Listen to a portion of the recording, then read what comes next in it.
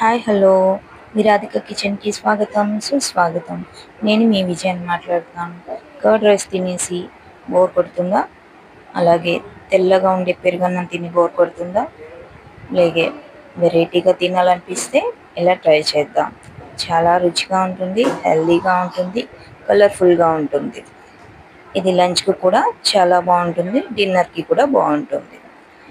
అలాగే మనం 2 కప్పుల నీళ్ళు తీసుకొని వేడి చేసుకుందాం అన్నమాట. ఇది బాగా మరగనివ్వాలి నీళ్ళని.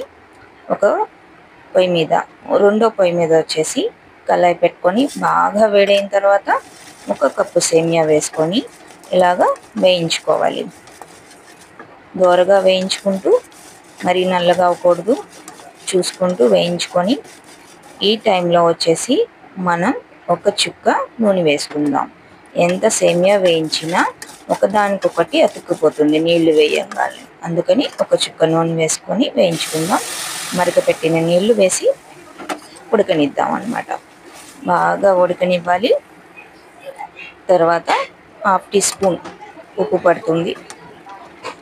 1/2 టీ స్పూన్ వేసుకుందాం. మీ రుచి తగ్గట్టు మీరు వేసుకోవచ్చు. అది చల్లారనివ్వాలి సేమియా మిశ్రమాన్ని. మనం వచ్చేసి దానిమ్మ గింజలు ఒలుచుకుందాం, అది చల్లారే లోపల.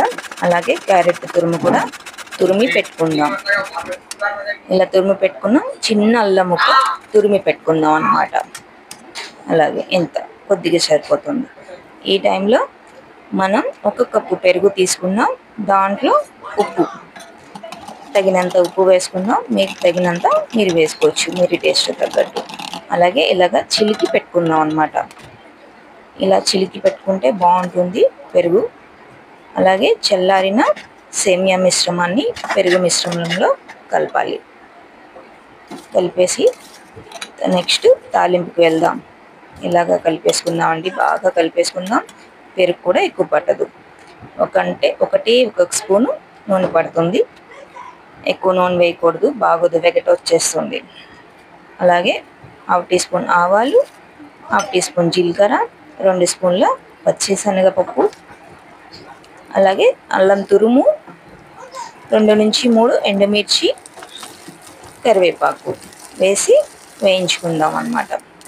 ఇలా వేయించిన తర్వాత దోరగా వేయించాలి, మరీ మాడిపోకూడదు.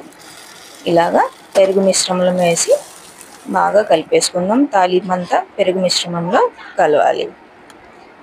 ఇలా కలిసిన తర్వాత మనం ఇదిగోండి చూడండి, ఈ తాలింపంతా పెరుగు మిశ్రమం పట్టుకుంది కదా. ఈ టైంలో తురిమిన క్యారెట్ కూడా వేసుకొని బాగా కలిపేసుకుందాం. ఇది పచ్చి క్యారెట్, హెల్తీగా ఉంటుంది. ఎలా తినేసినా చాలా బాగుంటుంది. పెరుగు స్మెల్లే తెలియదండి. ఇలాగా సర్వ్ చేసుకుందాం. పైనుంచి జీలకర్ర పొడి వేసుకుందాం. అజీర్తి చేయకుండా ఉంటుంది నచ్చని వాళ్ళకి, పెరుగు నచ్చిన వాళ్ళకి అన్నమాట. అలాగే పైనుంచి కారం, పైనుంచి తురుముకున్న క్యారెట్, అలాగే దానిమ్మ గింజలు వేసుకుందాం. చాలా బాగుంటుంది, తినేద్దాం. రెడీ టు ఈట్ అన్నమాట.